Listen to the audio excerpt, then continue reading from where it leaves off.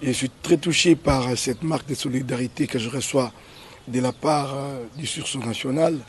Outre déjà que lors de mon emprisonnement, je me rendais compte qu'à chaque occasion, le sursaut national ne manquait pas de prendre ma défense, non seulement ma défense à moi, mais la défense de bien d'autres avec qui nous étions emprisonnés.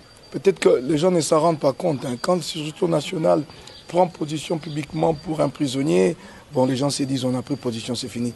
Mais c'est un réconfort énorme comme vous ne pouvez pas vous imaginer. Ça vous permet de vous dire là, loin, dans la solitude de la cellule, que je ne suis pas seul. Biso sursaut national auto bundaki pour défendre la cause naie, tous aïe na sengo, mais tous a ko regretter. Ndenge ba boyi ko libérer Ndeko Jakinda. Son arrestation a été faite d'une manière exceptionnelle, mais aujourd'hui, lui-même ne sait même pas par quelle procédure il est libéré. Bon les amis, continue le combat. Vraiment, je vous remercie.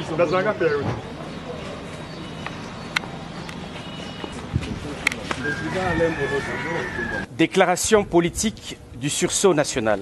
Le sursaut national a tenu à rendre visite aux honorables Jean-Marc Kabound à Kabound et Mike Mukebai, récemment libérés après une détention arbitraire orchestrée par un régime dont la seule obsession est de réduire l'opposition au silence.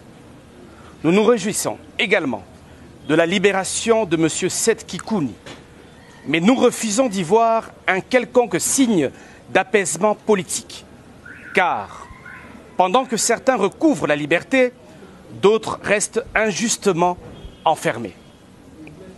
Ainsi, nous, membres du sursaut national, dénonçons ce qui suit. Premier point, le maintien en détention injustifiée du camarade Jakindala. Le cas de Jakindala est l'illustration parfaite de la brutalité du régime contre toute voix dissidente.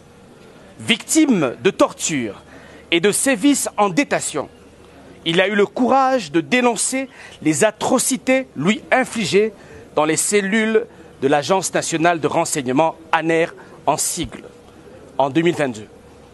Au lieu de faire la lumière sur ces actes barbares, la justice, aux ordres du pouvoir, s'est acharnée contre lui, le condamnant injustement pour propagation de faux bruits.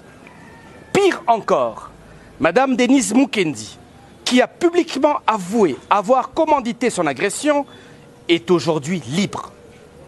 Cette situation démontre l'injustice criante qui règne dans notre pays. Une justice complice des criminels et implacable envers ceux qui dénoncent les abus du régime. Nous exigeons la libération immédiate et inconditionnelle de Jakindala. Chaque jour supplémentaire passé en prison est une insulte aux principes de justice et aux droits fondamentaux. Deuxième point, l'arrestation arbitraire du camarade du parti en vol, Merdi Manzengo Kabaka. Nous condamnons avec la plus grande fermeté l'arrestation injustifiée du camarade Merdi Manzengo, membre du parti en vol. Cette arrestation, motivée par l'abus de pouvoir d'un membre du gouvernement qui se croit tout permis, illustre encore une fois l'utilisation de la justice comme un instrument de terreur contre ceux qui refusent de cautionner les dérives de ce régime. Le régime en place n'hésite plus à réprimer ceux qui osent se dresser contre lui, usant des moyens illégaux pour faire taire toute opposition. Nous dénonçons cette dérive dictatoriale et exigeons la libération immédiate du camarade Merdi Manzengo du parti en vol. Troisième point, la persécution systématique des opposants. Nous sommes aujourd'hui face à un régime dont l'unique obsession est de briser l'opposition par la peur, la répression et les arrestations arbitraires. Quiconque ose dénoncer les abus du pouvoir est immédiatement harcelé, réduit au silence ou jeté en prison sous des accusations fallacieuses. La démocratie ne peut survivre dans un climat de terreur et d'intimidation.